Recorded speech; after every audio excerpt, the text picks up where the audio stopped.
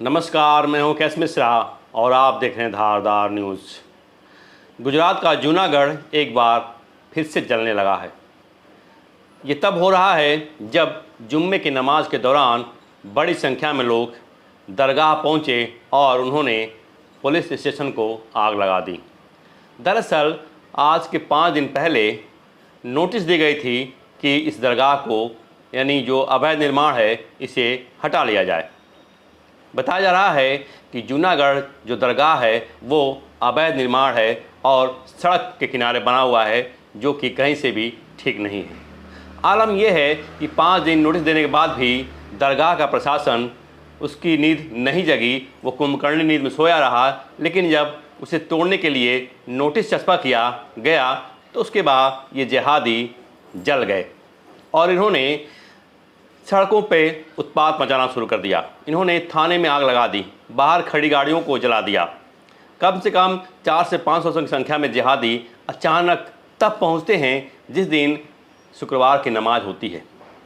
Notice 5 दिन पहले दे दिया गया था, लेकिन इनके अंदर जो जहर है वो जुम्मे के दिन ही निकलता है। ये पत्थरबाजी जुम्मे के दिन ही करते हैं और हुआ भी यही। जूनागढ़ में 400 से 500 की संख्या में ये जिहादी दरगाह पहुँचे और उस दरगाह में जमकर वहाँ के बाहर जमकर उत्पात किया और प्रशासन के खिलाफ प्रशासन पर पत्थरबाजी की। आलम यह था कि प्रशासन को उन पर लाठियाँ भाजनी पड़ी। दरअसल गुजरात का जो ये जूनागढ़ है वो इलाका है ऊपरकोट एक्सटेंशन का, जहाँ पे ये दरगाह अवैध निर्माण बताया जा रहा है। प्रशासन ने नोटिस दिया था 5 दिन का और 5 दिन के बाद अगर वो खाली नहीं किया जाता, हटाया नहीं जाता तो उस पर बुलडोज़र चलाने की बात की गई थी। लेकिन इस बीच बिपरजॉय जो कि एक तूफ़ान है, उसके चलते कुछ दिन तक मामला टला। लेकिन जो ही शुक्रवार का दिन आया है और जिहादी वहाँ पहुँचे हैं, उन्होंने बवाल करना शुरू कर दिया है। आपको बता दें कि वही जूनागढ़ है जहाँ आज़ादी के बाद जब बंटवारा हुआ तो जूनागढ़ पाकिस्तान में मिलने जा रहा था। वहाँ का नवाब मोहम्मद महावत खान जी था, जो तृतीय था, उसने पाकिस्तान में मिलने की बात की, ऐलान कर दिया। चूँकि जिन्ना ने उसे 8 करोड़ रुपए दिए थे तो वो एहसान फरामोशी नहीं करना चाहता था, इसलिए उसने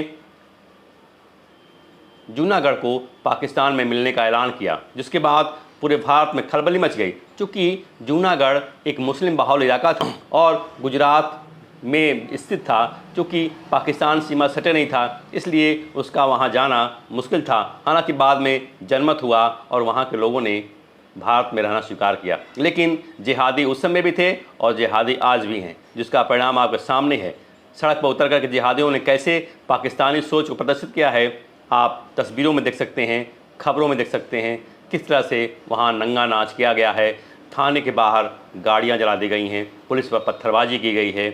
ये केवल एकलौती घटना नहीं है, इसके अलावा आप देख सकते हैं उत्तरकाशी में क्या हाल है, पूरे उत्तराखंड में क्या हाल है। इसके अलावा आप हिमाचल के चंबा में देख सकते हैं किस तरह से एक जिहादी ने, जो आतंकवादी परिवार से रहा है, उसने एक हिंदू लड़के को 8 टुकड़ों में काट करके जंगल में फेंक दिया।